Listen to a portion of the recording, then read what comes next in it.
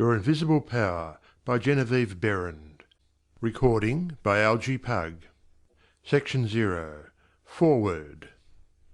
These pages have been written with purpose and hope that their suggestions may furnish you a key to open up the way to the attainment of your desires, and to explain that fear should be entirely banished from your effort to obtain possession of the things you desire.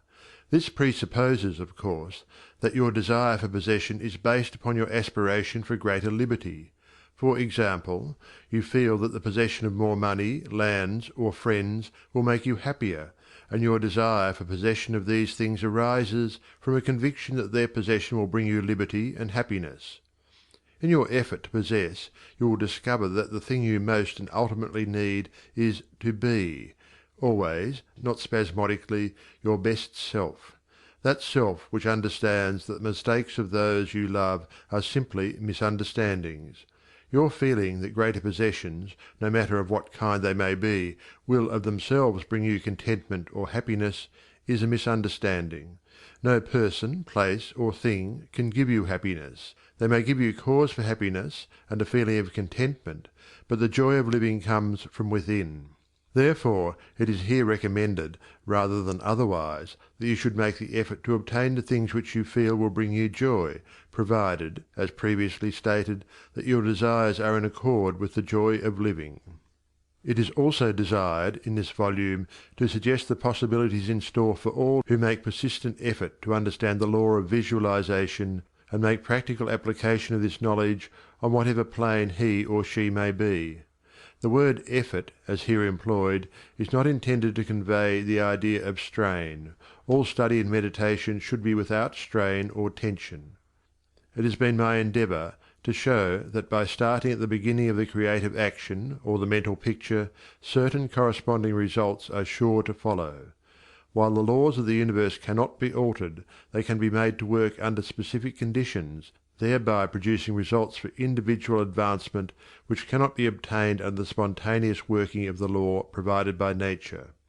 However far the suggestions I have given you of the possibilities in store for you through visualizing may carry you beyond your past experience, they nowhere break the continuity of the law of cause and effect. If, through the suggestions given here, anyone is brought to realize that their mind is a centre through and in which all power there is in operation, simply waiting to be given direction in the one and only way through which it can take specific action, and this means reaction in concrete or physical form, then the mission to which this book is dedicated has been fulfilled. Try to remember that the picture you think, feel, and see is reflected into the universal mind, and by the natural law of reciprocal action must return to you in either spiritual or physical form. Knowledge of this law of reciprocal action between the individual and the universal mind opens to you free access to all you may wish to possess or to be. It must be steadfastly borne in mind that all this can only be true for the individual who recognizes that they derive their power to make an abiding mental picture from the all-originating universal spirit of life, God, and can be used constructively only so long as it is employed and retained in harmony with the nature of the spirit which originated it. To ensure this there must be no inversion of the thought of the individual regarding their relationship to this universal originating spirit, which is that of a son or daughter, through which the parent mind acts and reacts.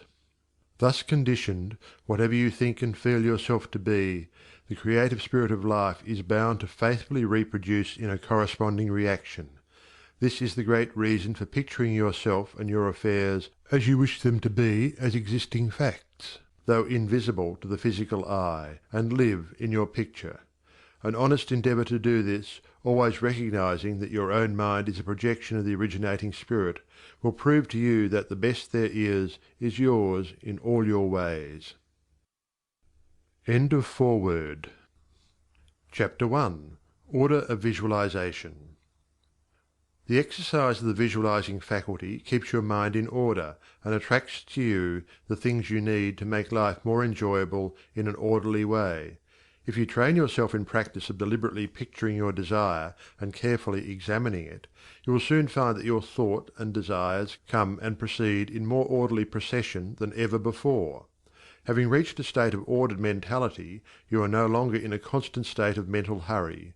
Hurry is fear, and consequently destructive. In other words, when your understanding grasps the power to visualize your heart's desire and hold it with your will, it attracts to you all things requisite to the fulfillment of that picture by the harmonious vibrations of the law of attraction. You realize that since order is heaven's first law, and visualization places things in their natural element, then it must be a heavenly thing to visualize. Everyone visualizes, whether they know it or not. Visualizing is the great secret of success. The conscious use of this great power attracts to you greatly multiplied resources, intensifies your wisdom, and enables you to make use of advantages which you formerly failed to recognize.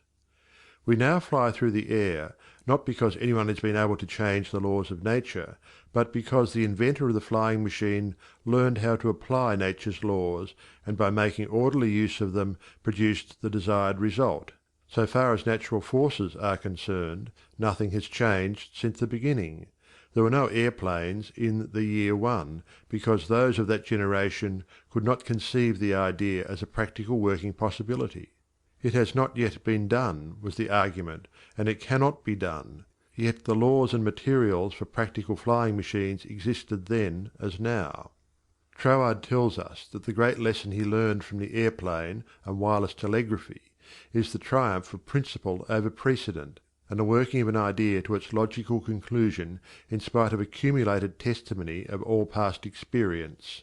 With such an example before you, can you not realize that still greater secrets may be disclosed?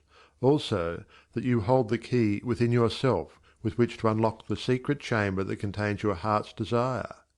All that is necessary in order that you may use this key and make your life exactly what you wish it to be, is a careful inquiry into the unseen causes which stand back of every external and visible condition.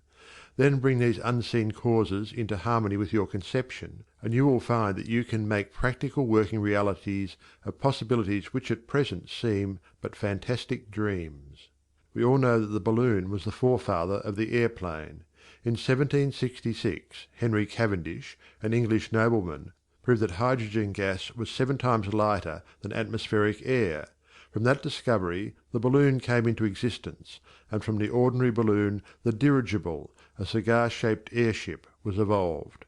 Study of aeronautics and the laws of aerial locomotion of birds and projectiles led to the belief that mechanism could be evolved by which heavier-than-air machines could be made to travel from place to place, and remain in the air by the maintenance of great speed which would overcome by propulsive force the ordinary law of gravitation. Professor Langley of Washington, who developed much of the theory which others afterwards improved, was subjected to much derision when he sent a model airplane up, only to have it bury its nose in the muddy waters of the Potomac. But the Wright brothers, who experimented in the latter part of the 19th century, realized the possibility of travelling through the air in a machine that had no gas bag. They saw themselves enjoying this mode of transportation with great facility. It is said that one of the brothers would tell the other, when their varied experiments did not turn out as they expected, "It's all right, brother, I can see myself riding in that machine, and it travels easily and steadily." Those Wright brothers knew what they wanted, and kept their pictures constantly before them. In visualizing, or making a mental picture, you are not endeavoring to change the laws of nature. You are fulfilling them. Your object in visualizing is to bring things into regular order both mentally and physically. When you realize that this method of employing the creative power brings your desires, one after another, into practical material accomplishment, your confidence in a mysterious but unfailing law of attraction, which has its central power station in the very heart of your word picture, becomes supreme. Nothing can shake it. You never feel that it is necessary to take anything from anybody else. You have learned that asking and seeking have receiving and finding as their correlatives. You know that all you have to do is to start the plastic substance of the universe flowing into the thought moulds your picture desire provides. End of chapter 1.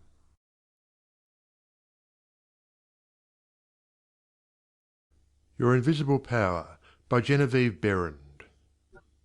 Chapter 2. How to attract to yourself the things you desire. The power within you which enables you to form a thought picture is the starting point of all there is. In its original state it is the undifferentiated formless substance of life. Your thought picture forms the mould, so to speak, into which this formless substance takes shape. Visualizing, or mentally seeing things and conditions as you wish them to be, is the condensing, the specializing power in you that might be illustrated by the lens of a magic lantern. The magic lantern is one of the best symbols of this imaging faculty. It illustrates the working of the creative spirit on the plane of the initiative and selection, or in its concentrated specializing form, in a remarkably clear manner. This picture slide illustrates your own mental picture, invisible in the lantern of your mind until you turn on the light of your will. That is to say, you light up your desire with absolute faith that the creative spirit of life in you is doing the work. By the steady flow of light of the will on the spirit, your desired picture is projected upon the screen of the physical world, an exact reproduction of the pictured slide in your mind. Visualizing without a will sufficiently steady to inhibit every thought and feeling contrary to your picture would be as useless as a magic lantern without the light. On the other hand, if your will is sufficiently developed to hold your picture in thought and feeling, without any ifs, simply realizing that your thought is the great attracting power, then your mental picture is as certain to be projected upon the screen of your physical world as any pictured slide put into the best magic lantern ever made. Try projecting the picture in a magic lantern with a light that is constantly shifting from one side to the other, and you will have the effect of an uncertain will. It is as necessary that you should always stand back of your picture with a strong, steady will, as it is to have a strong, steady light back of a picture slide. The joyous assurance with which you can make your picture is the very powerful magnet of faith, and nothing can obliterate it. You are happier than you ever were, because you have learned to know where your source of supply is, and you rely upon its never-failing response to your given direction. When all is said and done, happiness is the one thing which every human being wants, and the study of visualization enables you to get more out of life than you ever enjoyed before. Increasing possibilities keep opening out, more and more, before you. A businessman once told me that since practicing visualization and forming the habit of devoting a few minutes each day to thinking about his work as he desired it to be in a large, broad way, his business had more than doubled in 6 months. His method was to go into a room every morning before breakfast and take a mental inventory of his business as he had left it the night before, and then enlarge upon it. He said he expanded and expanded in this way until his affairs were in remarkably successful condition. He would see himself in his office doing everything that he wanted done. His occupation required him to meet many strangers every day. In his mental picture he saw himself meeting these people, understanding their needs, and supplying them in just the way they wished. This habit, he said, had strengthened and steadied his will in an almost inconceivable manner. Furthermore, by thus mentally seeing things as he wished them to be, he had acquired the confident feeling that a certain creative power was exercising itself for him and through him, for the purpose of improving his little world. When you first begin to visualize seriously, you may feel, as many others do, that someone else may be forming the same picture you are, and that, naturally, would not suit your purpose. Do not give yourself any unnecessary concern about this. Simply try to realize that your picture is an orderly exercise of the universal creative power specifically applied. Then you may be sure that no one can work in opposition to you. The universal law of harmony prevents this. Endeavor to bear in mind that your mental picture is universal mind exercising its inherent powers of initiative and selection specifically. God, or universal mind, made man for the specific purpose of differentiating himself through him. Everything that is came into existence in this same way, by this self-same law of self-differentiation, and for the same purpose.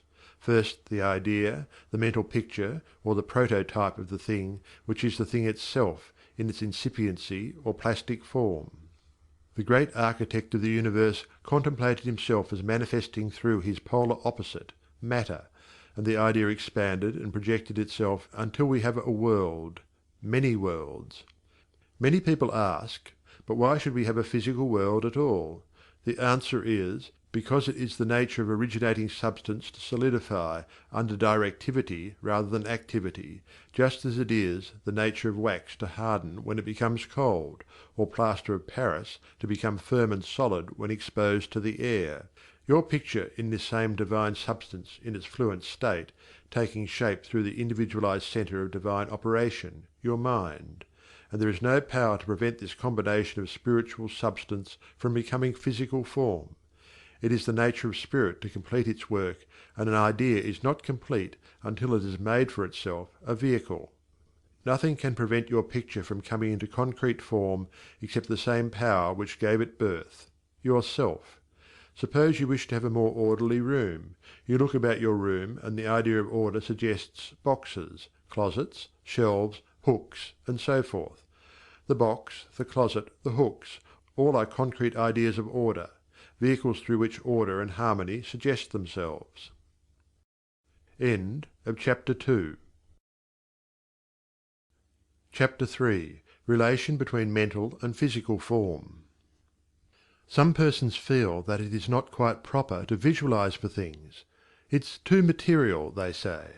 But material form is necessary for the self-recognition of spirit from the individual standpoint, and this is the means through which the creative process is carried forward. Therefore, far from matter being an illusion and something that ought not to be, as some metaphysical teachers have taught, matter is the necessary channel for the self-differentiation of spirit. However, it is not my desire to lead you into lengthy and tiresome scientific reasoning in order to remove the mystery of visualization and to put it upon a logical foundation. Naturally, each individual will do this in his own way. My only wish is to point out to you the smoothest way I know, which is the road on which Troward guides me.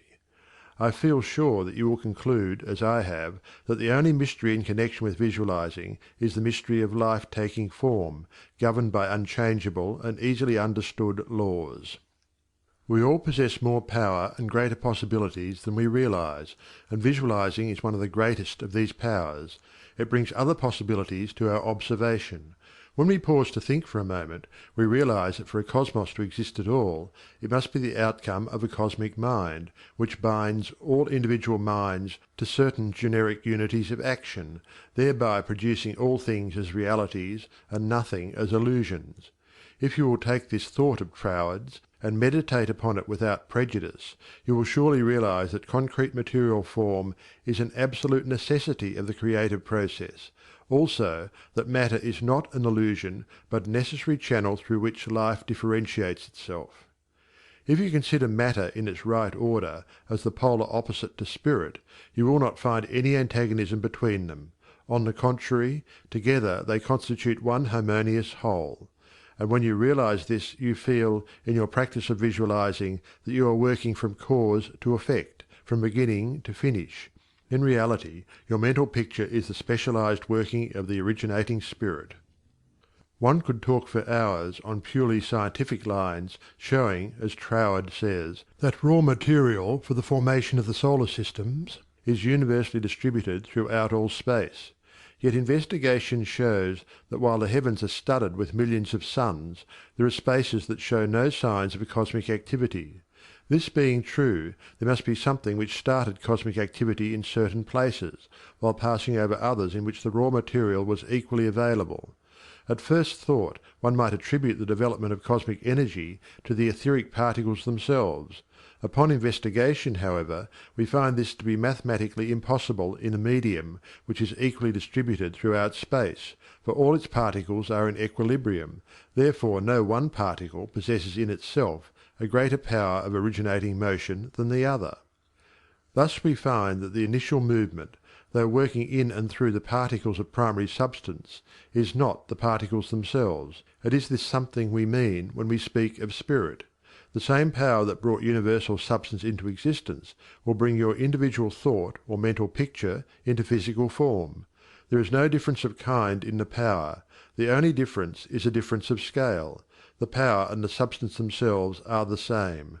Only in working out your mental picture it has transferred its creative energy from the universal to the scale of the particular, and is working in the same unfailing manner from its specific centre, your mind. End of chapter 3. Chapter 4. Operation of your mental picture. The operation of a large telephone system may be used as a simile. The main or head central subdivides itself into many branch centrals, every branch being in direct connection with its source, and each individual branch recognizing the source of its existence, reports all things to its central head. Therefore, when assistance of any nature is required, new supplies, difficult repairs to be done, or what not, the branch in need goes at once to its central head. It would not think of referring its difficulties, or its successes, to the main central of a telegraph system, although they belong to the same organization. These different branch centrals know that the only remedy for any difficulty must come from the central out of which they were projected. If we, as individual branches of the universal mind, would refer our difficulties in the same confident manner to the source from which we were projected, and use the remedies that it has provided, we would realize what Jesus meant when he said, "Ask, and ye shall receive." Our every requirement would be met. Surely the Father must supply the child. The trunk of the tree cannot fail to provide for its branches. Everything animate or inanimate is called into existence or outstandingness by a power which itself does not stand out. The power that creates the mental picture, the originating spirit substance of your pictured desire, does not stand out. It projects the substance of itself, that is, a solidified counterpart of itself, while it remains invisible to the physical eye. Only those will ever appreciate the value of visualizing who are able to realize Paul's meaning when he said, "The worlds were formed by the word of God. Things which are seen are not made of things which do appear." There is nothing unusual or mysterious in the idea of your pictured desire coming into material evidence. It is the working of a universal natural law. The world was projected by the self-contemplation of the universal mind, and this same action is taking place in its individualized branch, which is the mind of man. Everything in the whole world has its beginning in mind, and comes into existence in exactly the same manner from the hat on your head to the boots on your feet. All are projected thoughts, solidified. Your personal advance in evolution depends upon your right use of the power of visualizing, and your use of it depends on whether you recognize that you, yourself, are a particular center through and in which the originating spirit is finding ever new expression for potentialities already existing within itself. This is evolution, this continual unfolding of existing, though outwardly invisible things. Your mental picture is the force of attraction that evolves and combines the originating substance into specific shape. Your picture is the combining and evolving powerhouse, so to speak, through which the originating creative spirit expressed itself. Its creative action is limitless, without beginning and without end, and always progressive and orderly. It proceeds stage by stage, each stage being necessary preparation for the one to follow. Now let us see if we can get an idea of the different stages by which the things in the world have come to be. Troward says, "If we can get at the working principle which is producing these results, we can very quickly and easily give it personal application. First, we find that the thought of originating life or spirit about itself is its simple awareness of its own being, and this produced a primary ether, a universal substance out of which everything in the world must grow." Troward also tells us that though this awareness of being is a necessary foundation for any further possibilities, it is not much to talk about. It is the same with individualized spirit, which is yourself.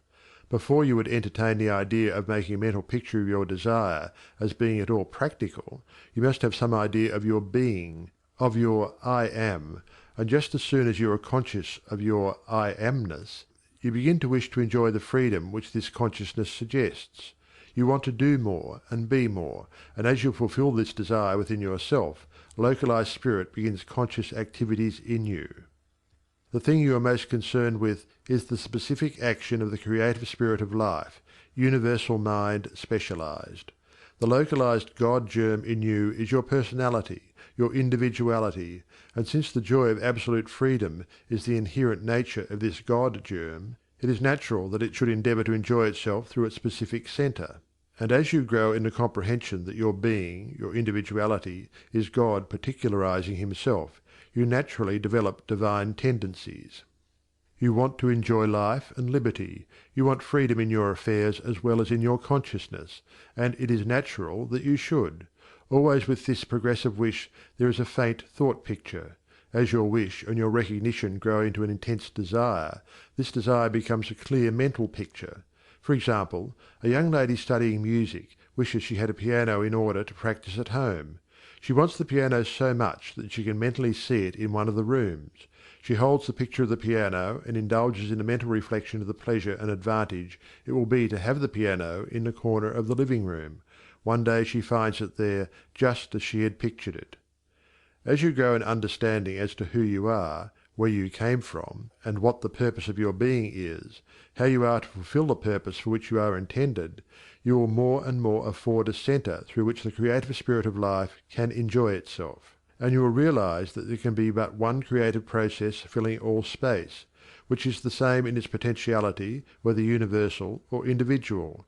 Furthermore, all that there is, whether on the plane of the visible or invisible, had its origin in the localized action of thought or a mental picture, and this includes yourself, because you are universal spirit localized, and the same creative action is taking place through you. Now you are no doubt asking yourself why there is so much sickness and misery in the world. If the same power and intelligence which brought the world into existence is in operation in the mind of man, why does it not manifest itself as strength, joy, health, and plenty? If one can have one's desires fulfilled by simply making a mental picture of that desire, holding on to it with the will, and doing without anxiety on the outward plane whatever seems necessary to bring the desire into fulfillment, then there seems no reason for the existence of sickness and poverty. Surely no one desires either. The first reason is that few persons will take the trouble to inquire into the working principle of the laws of life. If they did, they would soon convince themselves that there is no necessity for the sickness and poverty that we see about us. They would realize that visualizing is a principle and not a fallacy. There are a few who have found it worth while to study this simple, though absolutely unfailing law that will deliver them from bondage. However, the race as a whole is not willing to give the time required for this study. It is either too simple or too difficult. They may make a picture of their desire, with some little understanding of visualizing, for a day or two, but more frequently it is for an hour or two. But if you will insist upon mentally seeing yourself surrounded by things and conditions as you wish them to be, you will understand that the creative energy sends its plastic substance in the direction indicated by the tendency of your thoughts. Herein lies the advantage of holding your thought in the form of a mental picture. The more enthusiasm and faith you are able to put into your picture, the more quickly it will come into visible form, and your enthusiasm is increased by keeping your desire secret. The moment you speak it to any living soul, that moment your power is weakened. Your power, your magnet of attraction is not so strong, and consequently cannot reach so far. The more perfectly a secret between your mind and outer self is guarded, the more vitality you give your power of attraction. One tells one's troubles to weaken them, to get them off one's mind, and when a thought is given out, its power is dissipated. Talk it over with yourself, and even write it down and at once destroy the paper. However, this does not mean that you should strenuously endeavour to compel the power to work out your picture on the special lines that you think it should. That method would soon exhaust you, and hinder the fulfilment of your purpose. A wealthy relative need not necessarily die, or someone lose a fortune on the street, to materialize the $10,000 that you are mentally picturing. One of the doormen in the building in which I live heard much of the mental picturing of desires from visitors passing out of my rooms. The average desire was for $500. He considered that $5 was more in his line, and began to visualize it, without the slightest idea of where or how he was to get it. My parrot flew out of the window, and I telephoned to the men in the courtyard to get it for me. One caught it, and it bit him on the finger. The doorman, who had gloves on, and did not fear a similar hurt, took hold of it and brought it up to me. I gave him 5 $1 bills for the service. This sudden reward surprised him. He enthusiastically told me that he had been visualizing for just $5, merely from hearing that others visualized. He was delighted at the unexpected realization of his mental picture. All you have to do is to make such a mental picture of your heart's desire, hold it cheerfully in place with your will, always conscious that the same infinite power which brought the universe into existence brought you into form for the purpose of enjoying itself in and through you. And since it is all life, love, light, power, peace, beauty and joy, and is the only creative power there is, the form it takes in and through you depends upon the direction given it by your thought indicator. In you it is undifferentiated, waiting to take any direction given it, as it passes through the instrument that it has made for the purpose of self-distribution. It is this power which enables you to transfer your thoughts from one form to another. The power to change your mind is the individualized universal power taking the initiative, giving direction to the fluent substance contained in every thought. It is the simplest thing in the world to give this highly sensitive plastic substance any form you will through visualizing. Anyone can do it with a small expenditure of effort. Once you really believe that your mind is a center through which the plastic substance of all there is in your world takes involuntary form, the only reason why your picture does not always materialize is because you have introduced something antagonistic to the fundamental principle. Very often this destructive element is caused by the frequency with which you change your pictures. After many such changes you decide that your original desire is what you want after all. Upon this conclusion you begin to wonder why, being your first picture, it hasn't materialized. The plastic substance with which you are mentally dealing is more sensitive than the most sensitive photographer's film. If, in taking a picture, you suddenly remember that you had already taken a picture on that same plate, you would not expect a perfect result of either picture. On the other hand, you may have taken two pictures on the same plate unconsciously. When the plate has been developed and the picture comes into physical view, you do not condemn the principle of photography, nor are you puzzled to understand why your picture has turned out so unsatisfactorily. You do not feel that it is impossible for you to obtain a good, clear picture of the subject in question. You know that you can do so by simply starting at the beginning, putting in a new plate, and determining to be more careful while taking your picture next time. These lines followed out, you are sure of a satisfactory result. If you will proceed in the same manner with your mental picture, doing your part in a correspondingly confident frame of mind, the result will be just as perfect. The laws of visualizing are as infallible as the laws governing photography. In fact, photography is the outcome of visualizing.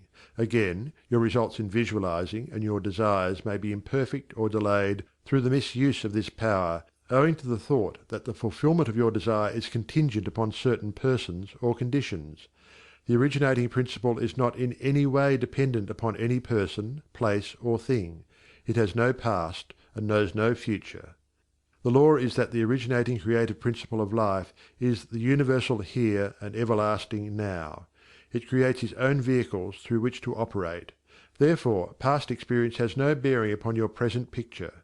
So do not try to obtain your desire through a channel that may not be natural for it, even though it may seem reasonable to you. Your feeling should be that the thing, or the consciousness which you so much desire, is normal and natural, a part of yourself, a form for your evolution. If you can do this, there is no power to prevent your enjoying the fulfillment of the picture you have in hand, or any other. End of Chapter 4. Chapter 5. Expressions from Beginners. Hundreds of persons have realized that visualizing is an Aladdin's lamp to him with a mighty will. General Foch says that his feelings were so outraged during the Franco-Prussian War in 1870 that he visualized himself leading a French army against the Germans to victory. He said he made his picture, smoked his pipe, and waited. This is one result of visualizing we are all familiar with. A famous actress wrote a long article in one of the leading Sunday papers last winter, describing how she rid herself of excessive body fat and weight by seeing her figure constantly as she wished it to be. A very interesting letter came to me from a doctor's wife while I was lecturing in New York. She began with the hope that I would never discontinue my lectures on visualization, making humanity realize the wonderful fact that they possess the method of liberation within themselves. Relating her own experience, she said that she had been born on the east side of New York in the poorest quarter. From earliest girlhood she had cherished a dream of marrying a physician some day. This dream gradually formed a stationary mental picture. The first position she obtained was in the capacity of a nursemaid in a physician's family. Leaving this place, she entered the family of another doctor. The wife of her employer died, and in time the doctor married her, the result of her long-pictured yearning. After that, both she and her husband conceived the idea of owning a fruit farm in the south. They formed a mental picture of the idea and put their faith in its eventual fulfilment. The letter she sent me came from their fruit farm in the south. It was while at the farm that the doctor's wife wrote me. Her second mental picture had seen the light of materialization. Many letters of a similar nature come to me every day. The following is a case that was printed in the New York Herald last May. Atlantic City, May 5th. She was an old woman, and when she was arraigned before Judge Clarence Goldenberg in the police court today, she was so weak and tired she could hardly stand. The judge asked the court attendant what she was charged with. "Stealing a bottle of milk, your honour," repeated the officer. "She took it from the doorstep of a downtown cottage before daybreak this morning." "Why did you do that?" Judge Goldenberg asked her. "I was hungry," the old woman said. "I didn't have a cent in the world, and no way to get anything to eat except to steal it. I did not think anyone would mind if I took a bottle of milk." "What's your name?" asked the judge. "Weinberg," said the old woman. "Elizabeth Weinberg." Judge Goldenberg asked her a few questions about herself. Then he said, "Well, you're not very wealthy now, but you're no longer poor. I've been searching for you for months. I've got $500 belonging to you from the estate of a relative. I'm the executor of the estate." Judge Goldenberg paid the woman's fine out of his own pocket, and then escorted her into his office, where he turned the legacy over to her and sent a policeman out to find her a lodging place. I learned later that this little woman had been desiring and mentally picturing $500, while all the time ignorant of how it could possibly come to her, but she kept her vision and strengthened it with her faith. In a recent edition of Good Housekeeping there was an article by Addington Bruce entitled "Stiffening Your Mental Backbone." It is very instructive and would benefit anyone to read it. He says, in part, "Form the habit of devoting a few moments every day to thinking about your work in a large, broad, imaginative way, as a vital necessity to yourself and a useful service to society." Huntington, the great railway magnate, before he started building his road from coast to coast, said that he took hundreds of trips all along the line before there was a rail laid. It was said that he would sit for hours with the map of the United States before him and mentally travel from coast to coast just as we do now over his fulfilled mental picture. It would be possible to call your attention to hundreds of similar cases. The best method of picturing to yourself that which you may desire is both simple and enjoyable, if you once understand the principle back of it well enough to believe it. First, and above everything else, be sure of what it is you really want. Then specialize your desire along these lines. End of Chapter 5. Chapter 6. Suggestions for making your mental picture. Perhaps you want to feel that you've lived to some purpose. You want to be content and happy, and feel that with good health and with successful business you could enjoy this state of mind.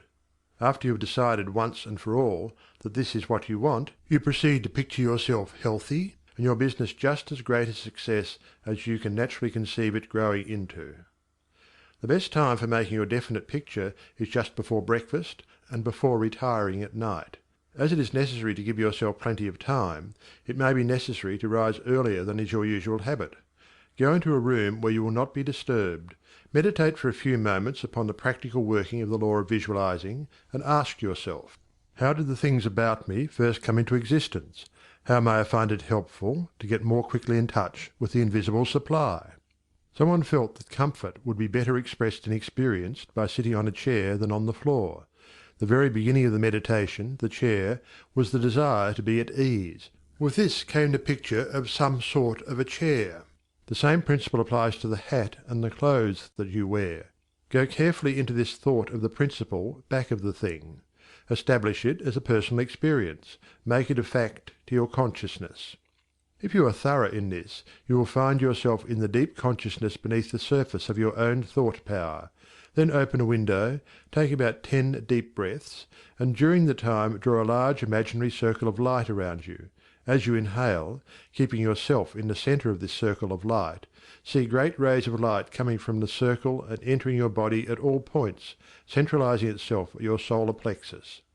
Hold the breath a few moments at this central light of your body, the solar plexus, then slowly exhale. As you do this, mentally see imaginary rays or sprays of light going up through the body and down and out through the feet. Mentally spray your entire body with this imaginary light. When you have finished the breathing exercise, sit in a comfortable upright chair and mentally know that there is but one life, one substance, and this life substance of the universe is finding pleasure in self-recognition in you. Repeat some affirmation of this kind until you feel the truth and reality of the words that you are affirming. Then begin your picture.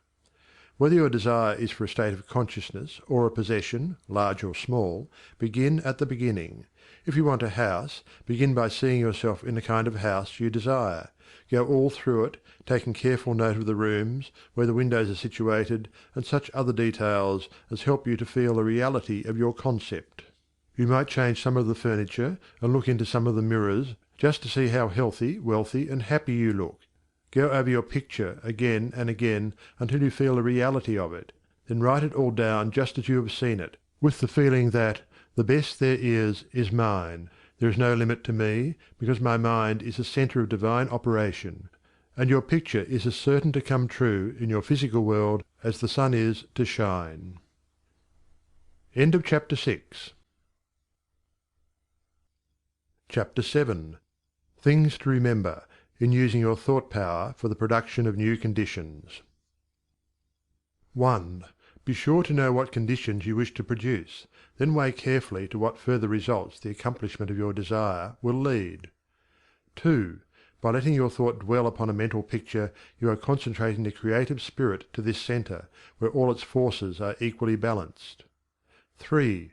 Visualizing brings your objective mind into a state of equilibrium which enables you to consciously direct the flow of spirit to a definitely recognized purpose, and to carefully guide your thought from including a flow in the opposite direction. 4.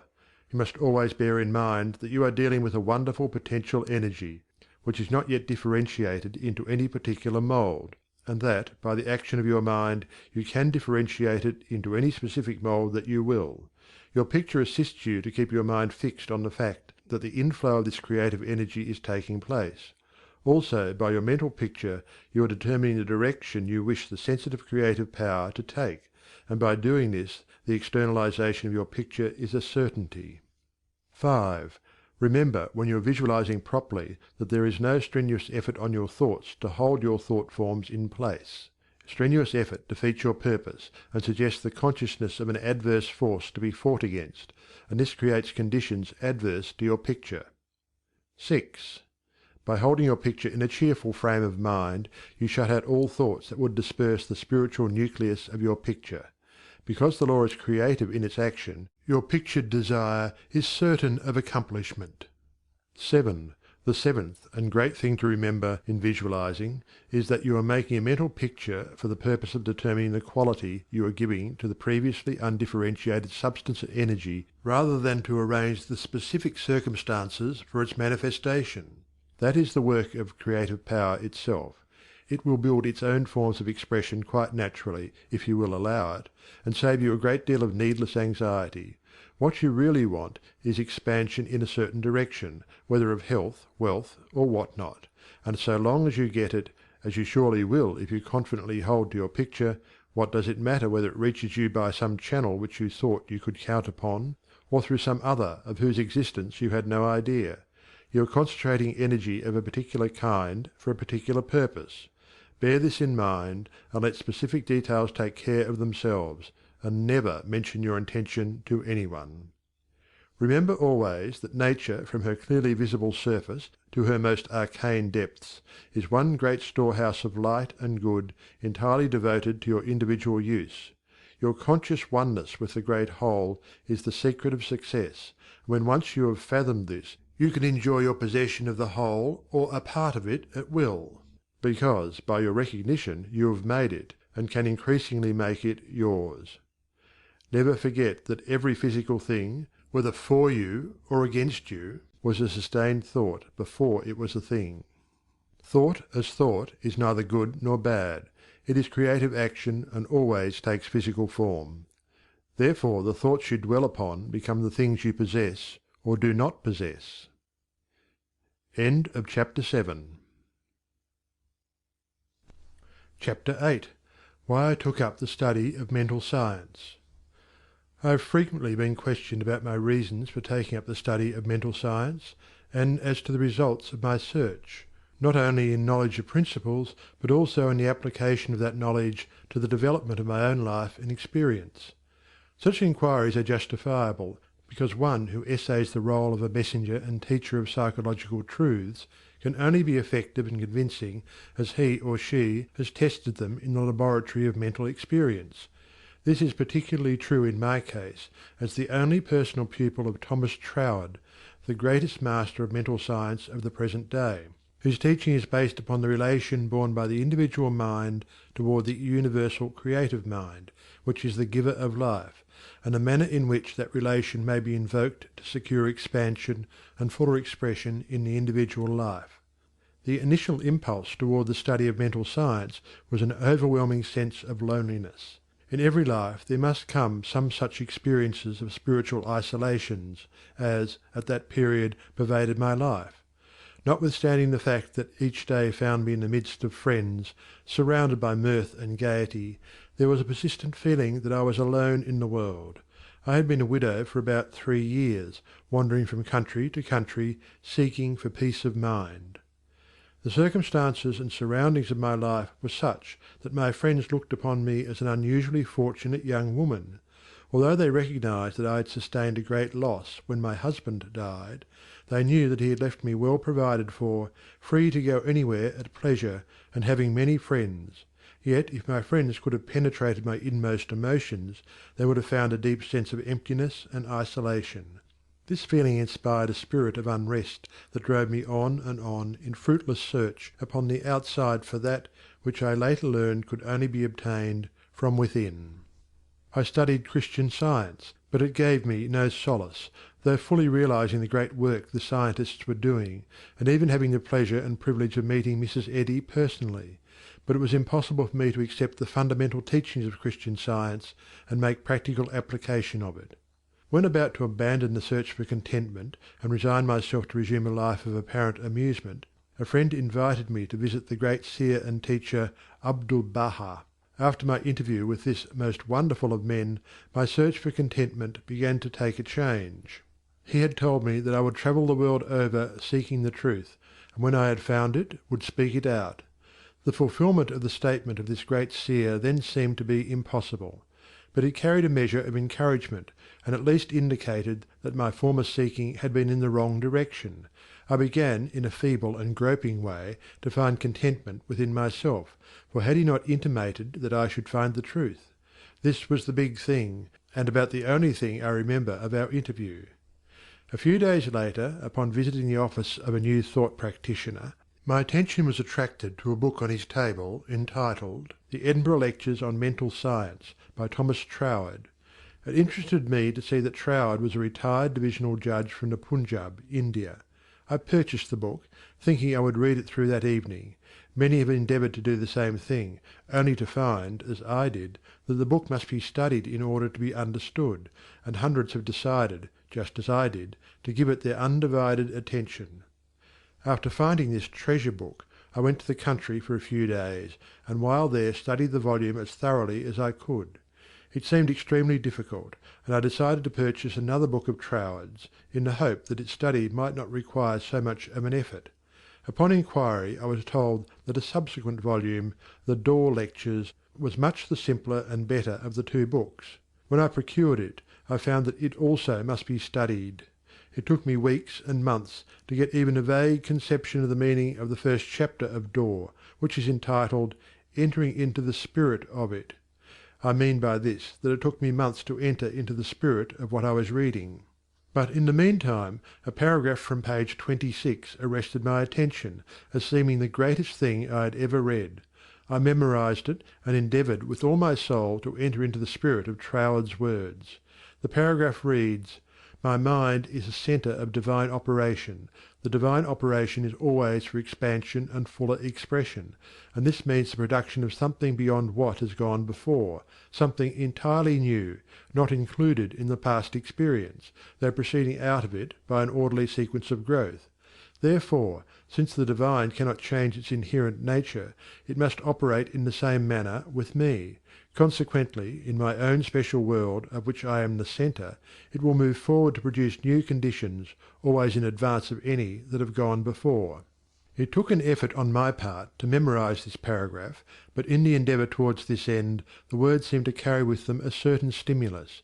Each repetition of the paragraph made it easier for me to enter into the spirit of it. The words expressed exactly what I had been seeking for. My one desire was for peace of mind. I found it comforting to believe that the divine operation in me could expand to fuller expression and produce more and more contentment. In fact, a peace of mind and a degree of contentment greater than I had ever known. The paragraph further inspired me with deep interest to feel that the life spark in me could bring into my life something entirely new.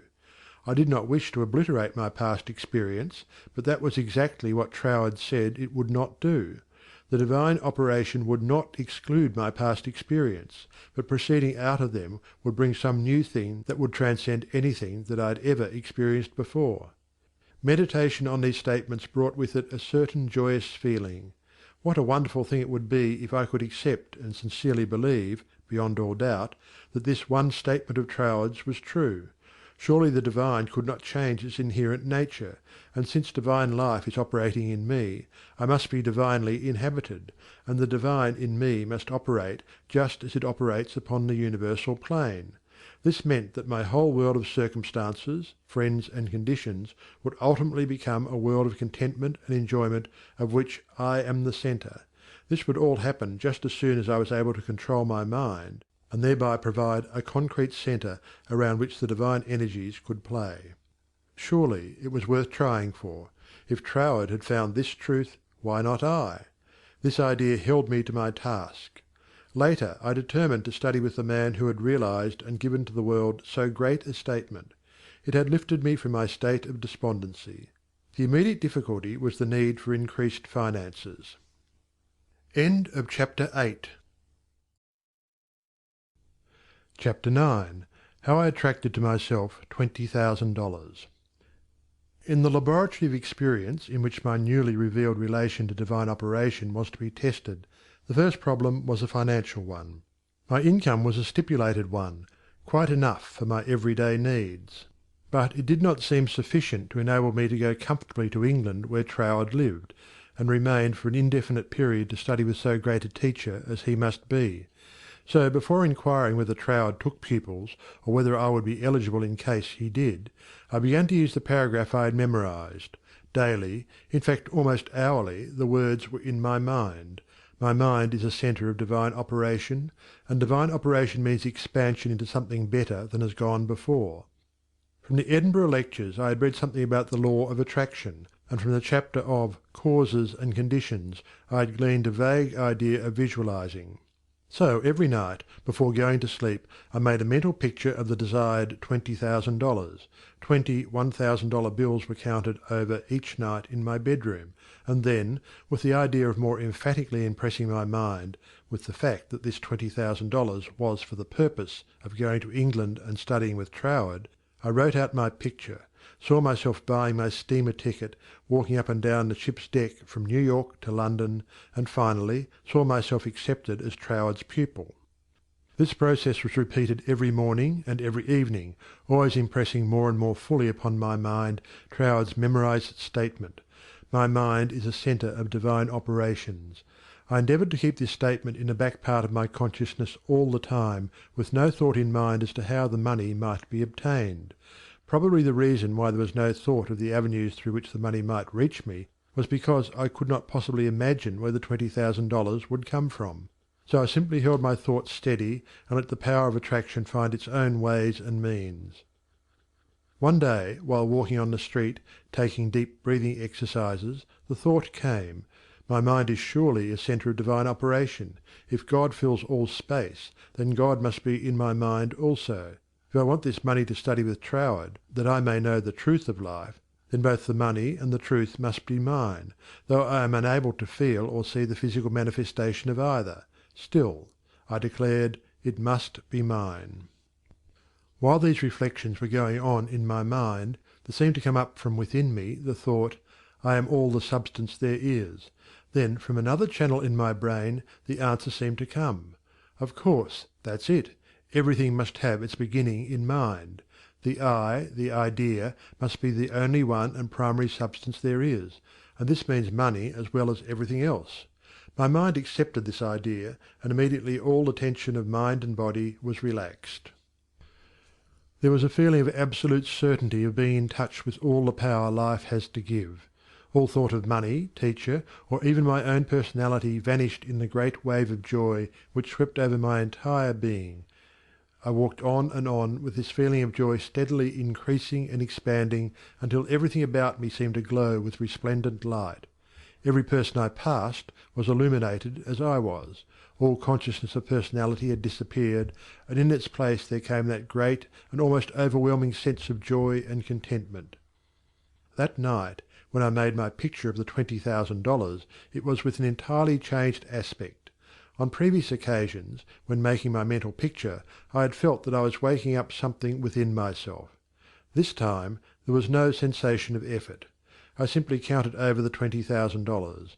Then, in the most unexpected manner, from a source of which I had no consciousness at the time, there seemed to open a possible avenue through which the money might reach me.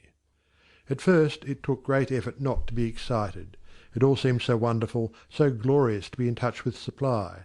But had not Troward cautioned his readers to keep all excitement out of their minds in the first flush of realization of union with infinite supply, and to treat this fact as a perfectly natural result that had been reached through our demand?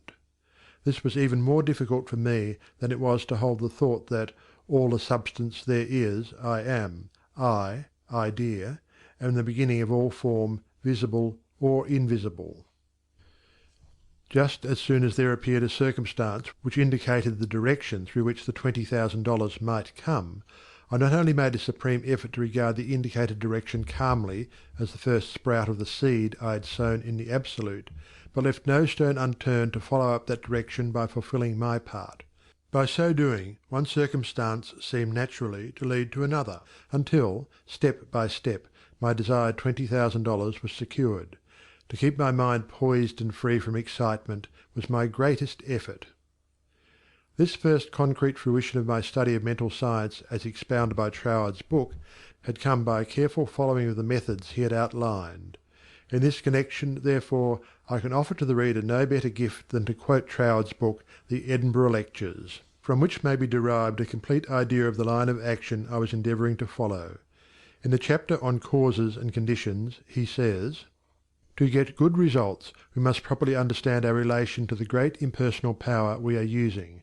It is intelligent and we are intelligent, and the two intelligences must cooperate. We must not fly in the face of the law expecting it to do for us what it can only do through us, and we must therefore use our intelligence with the knowledge that it is acting as the instrument of a greater intelligence, and because we have this knowledge we may and should cease from all anxiety as to the final result. In actual practice we must first form the ideal conception of our object with the definite intention of impressing it upon the universal mind. It is this thought that takes such thought out of the region of mere causal fancies, and then affirm that our knowledge of the law is sufficient reason for a calm expectation of a corresponding result, and that therefore all necessary conditions will come to us in due order.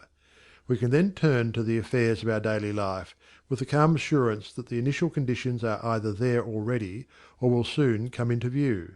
If we do not at once see them, let us rest content with the knowledge that the spiritual prototype is already in existence, and wait till some circumstance pointing in the desired direction begins to show itself.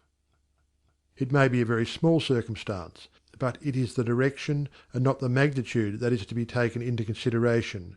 As soon as we see it, we should regard it as the first sprouting of the seed sown in the Absolute, and do calmly and without excitement whatever the circumstances seem to require, and then, later on, we shall see that this doing will, in turn, lead to a further circumstance in the same direction, until we find ourselves conducted, step by step, to the accomplishment of our object.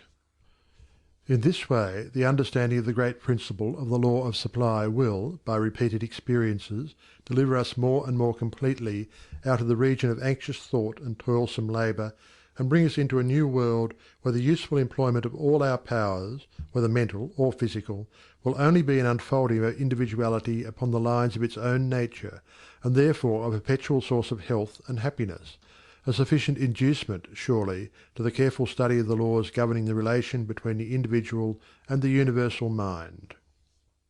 To my mind, then as now, this quotation outlines the core and centre of the method and manner of approach necessary for coming in touch with infinite supply.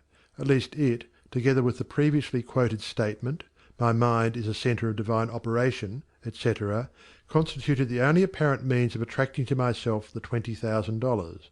My constant endeavour to get into the spirit of these statements, and to attract to myself this needed sum, was about 6 weeks, at the end of which time I had in my bank the required $20,000.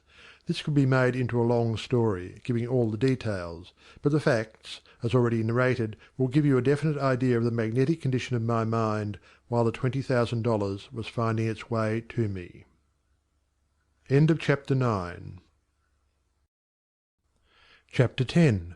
How I became the only personal pupil of the greatest mental scientist of the present day. As soon as the idea of studying with Troward came to me, I asked a friend to write to him for me, feeling that perhaps my friend could put my desire in better or more persuasive terms than I could employ. To all the letters written by this friend I received not one reply. This was so discouraging that I would have completely abandoned the idea of becoming Troward's pupil, except for the experience I had that day on the street when my whole world was illuminated, and I remembered the promise, "All things whatsoever thou wilt, believe thou hast received, and thou shalt receive." With this experience in my mind, my passage to England was arranged, notwithstanding the fact that apparently my letters were ignored. We wrote again, however, and finally received a reply, very courteous, though not very positive. Troward did not take pupils. He had no time to devote to a pupil. Notwithstanding this definite decision, I declined to be discouraged because of the memory of my experience upon the day when the light and the thought came to me, "I am all the substance there is." I seemed to be able to live that experience over at will, and with it there always came a flood of courage and renewed energy. We journeyed on to London, and from there telegraphed Troward asking for an interview. The telegram was promptly answered by Troward setting a date when he could see us. At this time Troward was living in Ruan Manor, a little out-of-the-way place in the southern part of England, about 20 miles from a railway station. We could not find it on the map, and with great difficulty Cook's touring agency in London located the place for us. There was very little speculation in my mind as to what Troward would say to me in this interview. There always remained the feeling that the truth was mine, also that it would grow and expand in my consciousness until peace and contentment were outward as well as inward manifestations of my individual life. We arrived at Troward's house in a terrific rainstorm, and were cordially received by Troward himself, whom I found, much to my surprise, to be more the type of a Frenchman than an Englishman. I afterwards learned that he was a descendant of the Huguenot race. A man of medium stature, with rather a large head, big nose, and eyes that fairly danced with merriment. After we had been introduced to the other members of the family, and given a hot cup of tea, we were invited into the living-room, where Troward talked very freely of everything except my proposed studies. It seemed quite impossible to bring him to that subject. Just before we were leaving, however, I asked quite boldly, "Will you not reconsider your decision to take a personal pupil? I wish so much to study with you." To which he replied with a very indifferent manner that he did not feel that he could give the time it would require for personal instruction, but that he would be glad to give me the names of 2 or 3 books, which he felt would not only be interesting but instructive to me. He said he felt much flattered and pleased that I had come all the way from America to study with him, and as we walked out through the lane from his house to our automobile, his manner became less indifferent. A feeling of sympathy seemed to touch his heart, and he turned to me with the remark, "You might write to me, if so inclined, after you get to Paris, and perhaps, if I have time in the autumn, we could arrange something, though it does not seem possible now." I lost no time in following up his very kind invitation to write. My letters were all promptly and courteously answered, but there was never a word of encouragement as to my proposed studies. Finally, about 2 months later, there came a letter with a question in it. "What do you suppose is the meaning of this verse in the 21st chapter of Revelation?" 16. And the city lieth foursquare, and the length is as large as the breadth. And he measured the city with the reed 12,000 furlongs. The length and the breadth and the height of it are equal. Instinctively I knew that my chance to study with Troward hung upon my giving the correct answer to that question. The definition of the verse seemed utterly beyond my reach. Naturally, answers came to my mind, but I knew intuitively that none was correct. I began bombarding my scholarly friends and acquaintances with the same question. Lawyers, doctors, priests, nuns, and clergymen all over the world received letters from me with this question in them. Later answers began to return to me, but intuition told me that none was correct. All the while I was endeavouring to find the answer for myself, but none seemed to come. I memorized the verse in order that I might meditate upon it. I began a search of Paris for the books Troward had recommended to me, and after 2 or 3 days' search we crossed the river Seine to the Ile de Cite to go into some of the old bookstores there. They were out of print, and these were the best places to find them in. Finally we came upon a little shop that had the books there. These were the last copies the man had, consequently the price was high. While remonstrating with the clerk, my eye rested upon the work of an astrologer, which I laughingly picked up and asked, "Do you think Professor would read my horoscope?" The clerk looked aghast at the suggestion, and responded, "Why no, madame, this is one of France's greatest astrologers. He does not read horoscopes." In spite of this answer, there was a persistent impulse within me to go to the man. The friend who had accompanied me in my search for the books remonstrated with me, and tried in every way to dissuade me from going to the famous astrologer, but I insisted, and she went with me.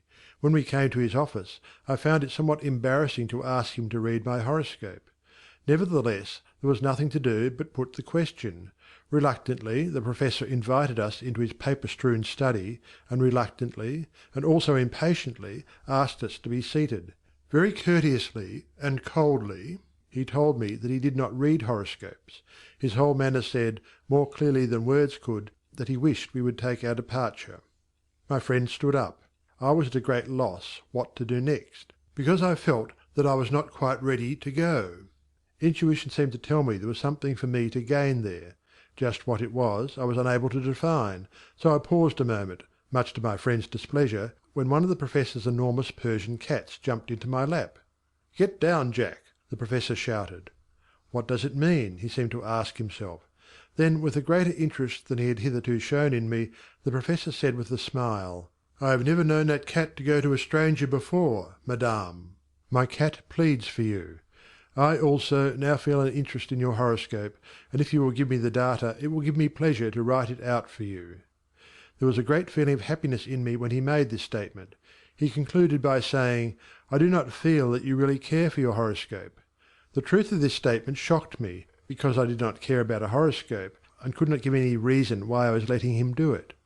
However, he said, "May I call for your data next Sunday afternoon?" On Sunday afternoon, at the appointed time, the Professor arrived, and I was handing him the slip of paper with all the data of my birth, etc., when the idea came to me to ask the Professor for the answer to the question about the 16th verse of the 21st chapter of Revelation. The thought was instantly carried into effect, and I found myself asking this man what he thought this verse meant. Without pausing to think it over, he immediately replied, "It means, the city signifies the truth, and the truth is non-invertible. Every side from which you approach it is exactly the same."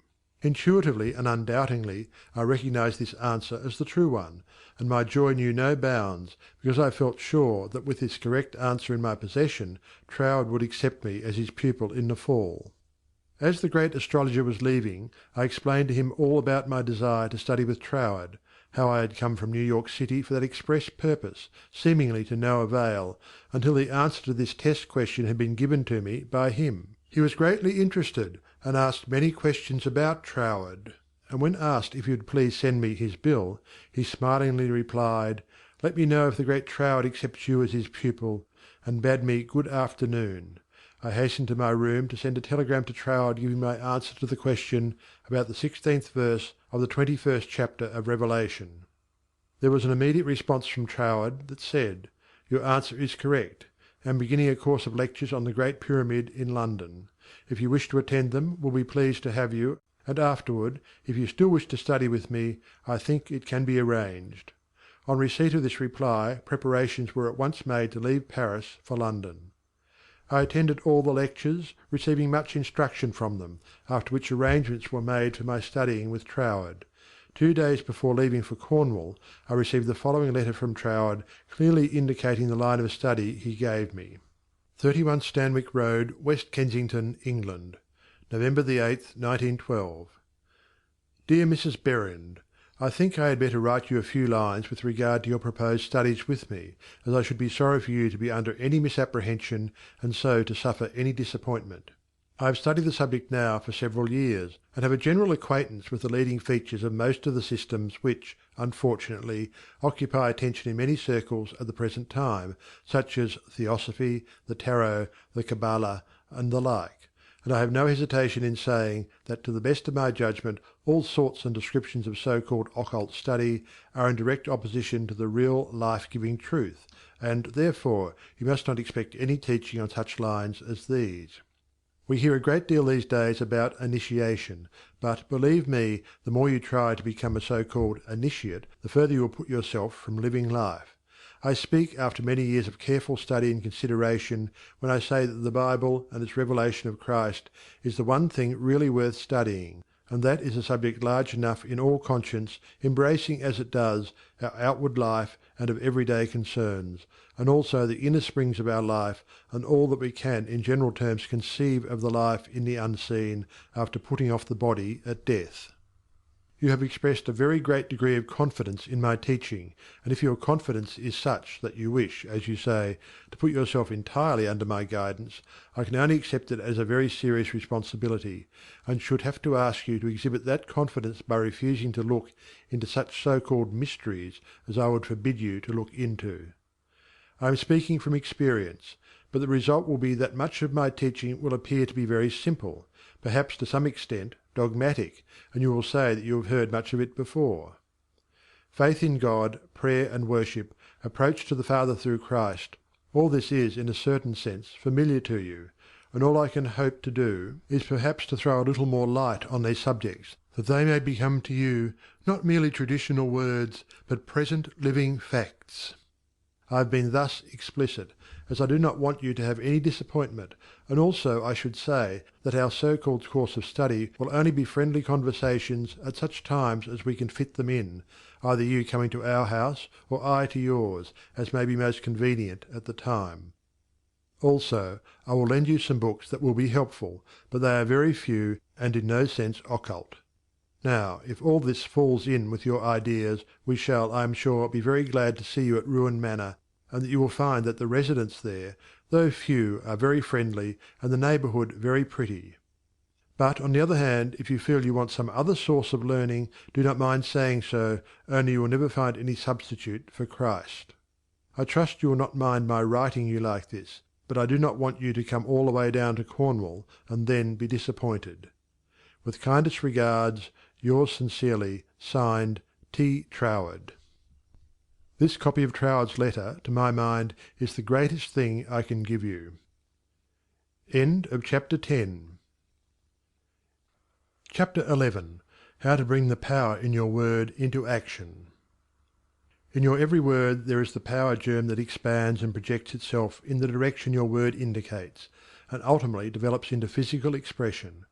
For example, you wish to establish joy in your consciousness. Just repeat the word joy secretly, persistently, and emphatically. The joy germ begins to expand and project itself until your whole being is filled with joy. This is not a mere fancy, but a truth. Once you experience this power, you will daily prove that these facts have not been fabricated to fit a theory, but the theory has been built up by careful observation of facts. Everyone knows that joy comes from within. Another may give you cause for joy, but no one can be joyous for you. Joy is a state of consciousness, and consciousness is purely, Troward says, mental. Mental faculties always work under something which stimulates them, and this stimulus may come either from without, through the external senses, or from within, by the consciousness of something not perceptible on the physical plane. The recognition of this interior source of stimulus enables you to bring into your consciousness any state you desire. Once a thing seems normal to you, it is as surely yours through the law of growth and attraction as it is yours to no addition after you have the conscious use of figures. This method of repeating the word makes the word in all its limitless meaning yours, because words are the embodiment of thoughts, and thought is creative, neither good nor bad, simply creative.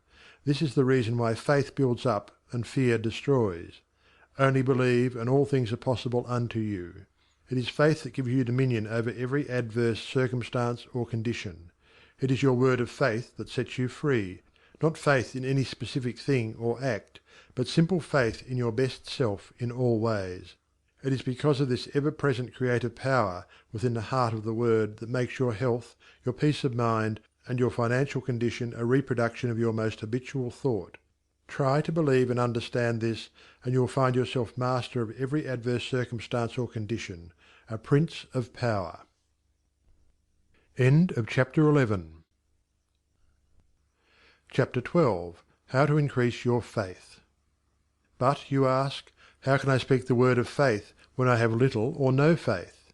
Every living thing has faith in something or somebody. It is the quality of the creative energy in the positive faith thought which gives it vitality, not the form it takes.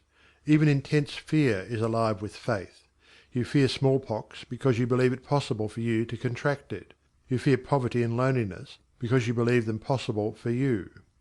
It is your habitual tendency of thought that reappears in your mind, your body, and your affairs, not the occasional thought upon some specific line or desire. It is the faith which understands that every creation had its birth in the womb of thought words that gives you dominion over all things, your lesser self included, and this feeling of faith is increased and intensified through observing what it does.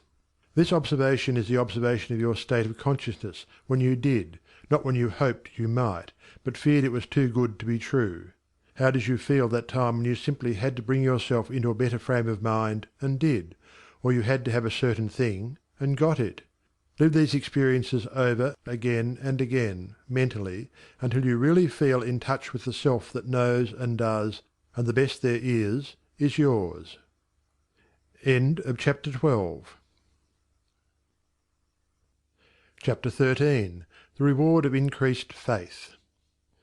Because you have expanded your faith into the faith and laws of the universe that know no failure, your faith in the best of yourself, the principle of life in you, has brought you into conscious realization that you are not a victim of the universe, but a part of it.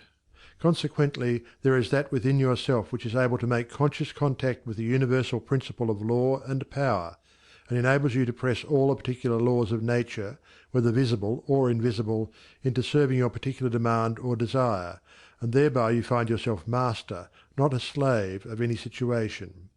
Troward tells us that this mastering is to be accomplished by knowledge, and the only knowledge which will afford this purpose, in all its measureless immensity, is the knowledge of the personal element in universal spirit, and its reciprocity to our own personality. In other words, the words you think, the personality you feel yourself to be, are all reproductions in miniature or specialized God or universal spirit. All your word thoughts were God word forms before they were yours. The words you use are the instruments, channels, through which the creative energy takes shape. Naturally, this sensitive creative power can only reproduce in accordance with the instrument through which it passes. All disappointments and failures are the result of endeavouring to think one thing and produce another. This is just as impossible as it would be for an electric fan to be used for lighting purposes, or for water to flow through a crooked pipe in a straight line. The water must take the shape of the pipe through which it flows. Even more truly, this sensitive, invisible, fluent substance must reproduce outwardly the shape of the thought word through which it passes. This is the law of its nature. Therefore it logically follows, as a man thinketh, so is he. Hence, when your thought or word form is in correspondence with the eternal constructive and forward movement of the universal law, then your mind is the mirror in which the infinite power and intelligence of the universe sees itself reproduced, and your individual life becomes one of harmony. End of chapter 13. Chapter 14. How to make nature respond to you. It should be steadily borne in mind that there is an intelligence and power in all nature and all space that is always creative and infinitely sensitive and responsive. The responsiveness of its nature is twofold. It is creative and amenable to suggestion. Once the human understanding grasps this all-important fact, it realizes the simplicity of the law of life.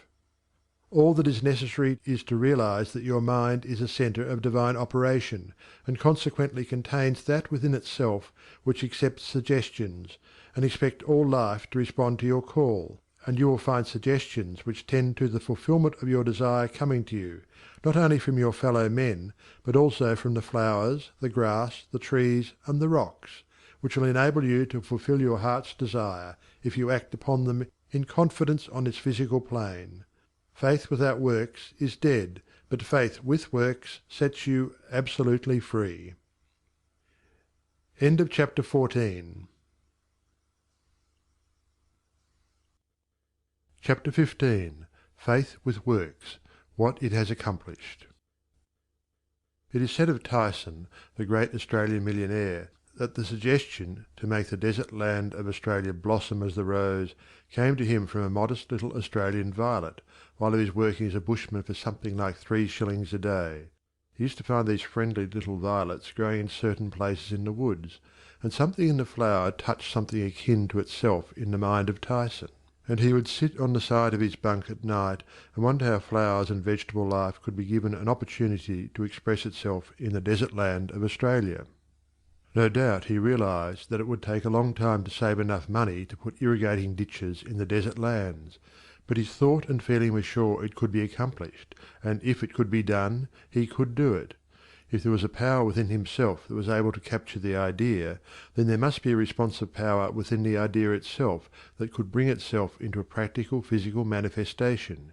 He resolutely put aside all questions as to the specific ways and means which would be employed in bringing his desire into physical manifestation, and simply kept his thoughts centred upon the idea of making fences and seeing flowers and grass where none existed. Since the responsiveness of reproductive creative power is not limited to any local condition of mind, his habitual meditation and mental picture set his ideas free to roam in an infinitude, and attract to themselves other ideas of a kindred nature. Therefore it was not necessary for Tyson to wait and see his ideas and desires fulfilled until he had saved from his 3 shillings a day enough money to irrigate the land, for his ideas found other ideas in the financial world which were attuned in sympathy with themselves, and doors of finance were quickly opened. All charitable institutions are maintained upon the principle of the responsiveness of life. If this were not true, no one would care to give, simply because another needed. The law of demand and supply, cause and effect, can never be broken. Ideas attract to themselves kindred ideas. Sometimes they come from a flower, a book, or out of the invisible. You are sitting or walking, intent upon an idea not quite complete as to the ways and means of fulfilment, and behold along comes another idea, from no one can tell where, and finds friendly lodging with your idea, one idea attracting another, and so on until your desires are physical facts. You may feel the necessity for an improvement in your finances, and wonder how this increase can be brought about, when there seems to suddenly come from within the idea that everything had its birth in thought, even money, and your thoughts turn their course. You simply hold to the statement or affirmation that the best, and all there is yours. Since you are able to capture ideas from the infinite through the instrument of your intuition, you let your mind rest upon that thought, knowing full well that this very thought will respond to itself. Your inhibition of the thought of doubt and feeling of anxiety enables the reassuring ideas to establish themselves and attract to themselves "I can" and "I will" ideas, which gradually grow into physical form of the desire in mind. In the conscious use of the universal power to reproduce your desires in physical form, 3 facts should be borne in mind. First, all space is filled with a creative power. Second, this creative power is amenable to suggestion. Third, it can only work by deductive methods. As Troward tells us, this last is an exceedingly important point, for it implies that the action of the ever-present creative power is in no way limited by precedent. It works according to the essence of the spirit of the principle. In other words, this universal power takes its creative direction from the word you give it. Once man realizes this great truth, it becomes the most important of all his consideration with what character this sensitive reproductive power is invested. It is the unvarying law of this creative life principle that as a man thinketh in his heart, so is he. If you realize the truth that the only creative power can be to you only what you feel and think it to be, it is willing and able to meet your demands. Troward says, "If you think your thought is powerful, then your thought is powerful. As a man thinketh in his heart, so is he, is the law of life, and the creative power can no more change this law than an ordinary mirror can reflect back to you a different image than the object you hold before it. As you think, so are you, does not mean as you tell people you think, or as you would wish the world to believe you think. It means your innermost thoughts, that place where no one but you knows. None can know the Father save the Son, and no one can know the Son but the Father." Only the reproductive creative spirit of life knows what you think until your thoughts become physical facts and manifest themselves in your body, your brain, or your affairs.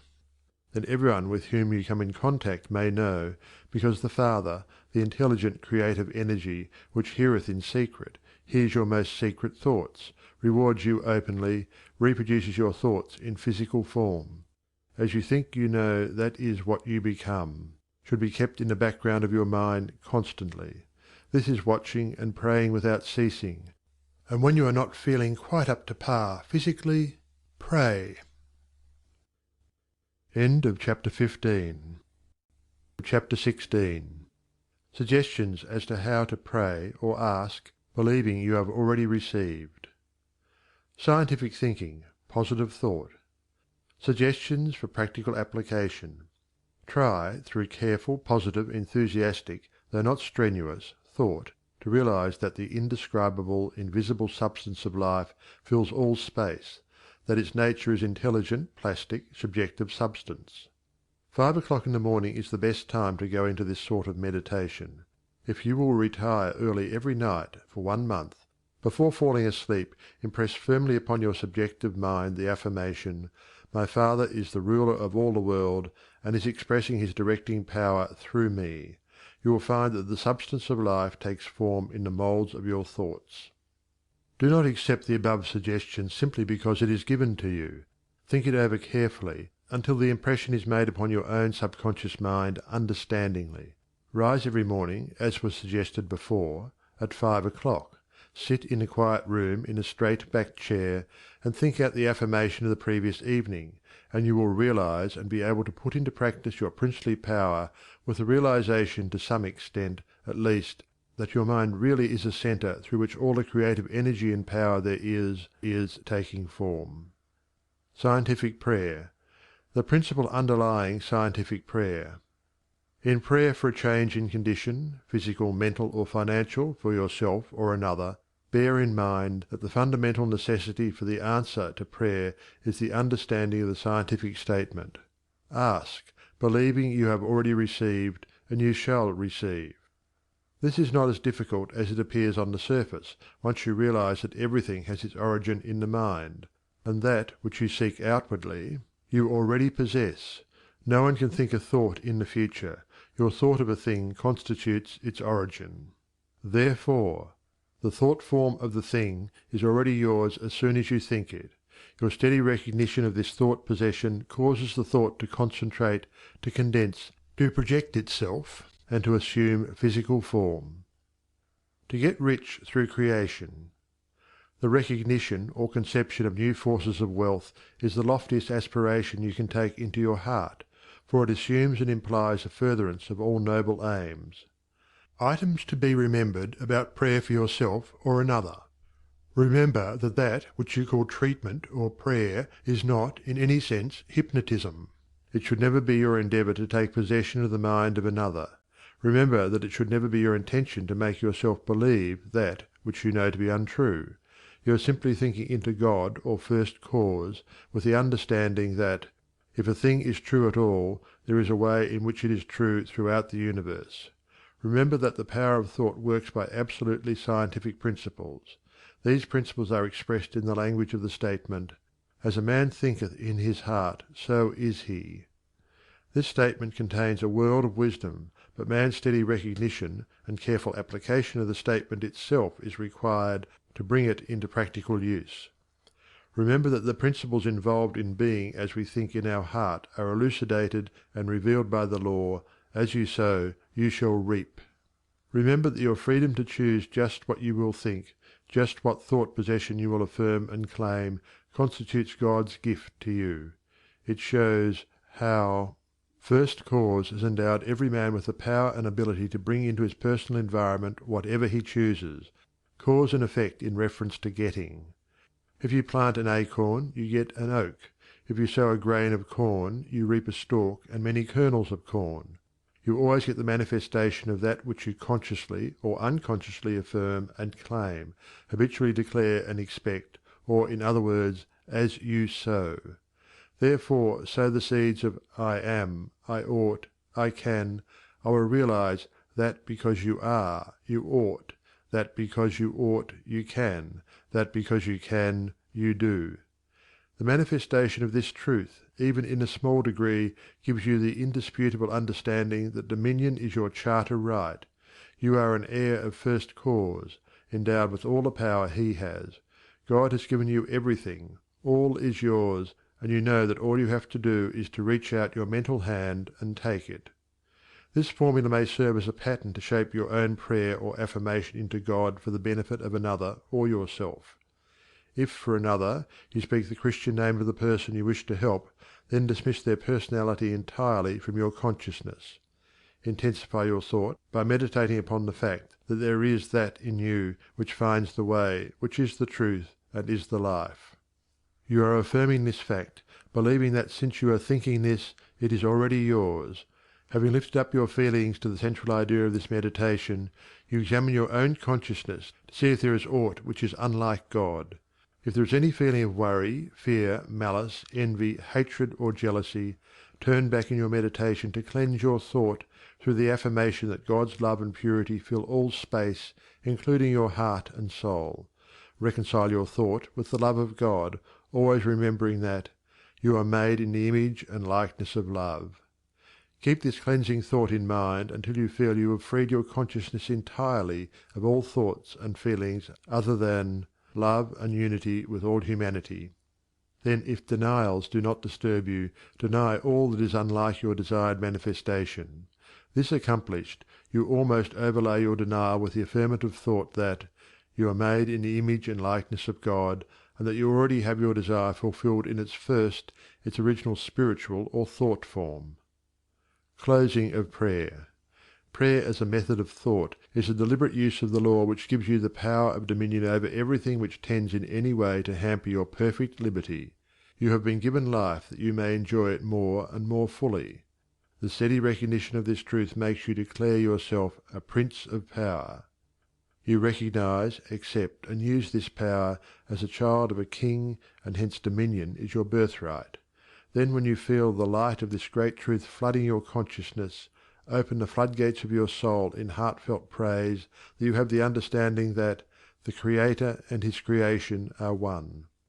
Also that the Creator is continually creating through his creation. Close your treatment in the happy assurance that the prayer which is fulfilled is not a form of supplication, but a steady habitual affirming that the Creator of all creation is operating specifically through you. Therefore, the work must be perfectly done. Your mind is a centre of divine operation. Hints for application and practice. For every 5 minutes given to reading and study of the theories of mental science, spend 15 minutes in the use and application of the knowledge acquired. 1. Spend 1 minute in every 24 hours in conscientiously thinking over the specification that must be observed in order to have your prayers answered. 2. Practice the steady recognition of desirable thought possession for 2 periods of 15 minutes each every day. Not only time yourself each period to see how long you can keep a given conception before your mental vision, but also keep a written record of the vividness with which you experience your mental image. Remember that your mental senses are just as varied and trainable as your physical ones. 3. Spend 5 minutes every day between 12 noon and 1 o'clock with a mental search for new sources of wealth. End of Chapter 16. Chapter 17. Things to Remember. Remember that the greatest mental scientist the world has ever known, Jesus Christ, the man, said that all things are possible unto you. Also, the things I do, you can do. Did he tell the truth? Jesus did not claim to be more divine than you are. He declared the whole human race children of God. By birth he was no exception to this rule. The power he possessed was developed through his personal effort. He said you could do the same if you would only believe in yourself. A great idea is valueless unless accompanied by physical action. God gives the idea, man works it out on the physical plane. All that is really worthwhile is contentment. Self-command alone can produce it. The soul and body are one. Contentment of mind is contentment of soul, and contentment of soul means contentment of body. If you wish health, watch your thoughts, not only of your physical being, but your thoughts about everything and everybody. With your will keep them in line with your desire, and outwardly act in accordance with your thoughts, and you will soon realize that all power both over thoughts and conditions has been given to you. You believe in God. Believe in yourself as the physical instrument through which God operates. Absolute dominion is yours when you have sufficient self-mastery to conquer the negative tendency of thoughts and actions. Ask yourself daily, what is the purpose of the power which put me here? How can I work with the purpose for life and liberty in me? Upon having decided these questions, endeavour hourly to fulfil them. You are a law unto yourself. If you have a tendency to overdo anything, eat, drink, or blame circumstances for your misfortune, conquer that tendency with the inward conviction that all power is yours outwardly. Eat less, drink less, blame circumstances less, and the best there is will gradually grow into the place where the worst seem to be. Always remember that all is yours to use as you will. You can if you will. If you will, you do. God the Father blesses you with all he has to give. Make good godly use of it. The reason for greater success when you first began your studies and demonstrations in mental science is that your joy and enthusiasm at the simple discovery of the power within was greater than you have been able to put into your understanding later. With increased understanding, put increasing joy and enthusiasm, and the results will correspond. End of chapter 17. End of Your Invisible Power by Genevieve Berend. Read by L.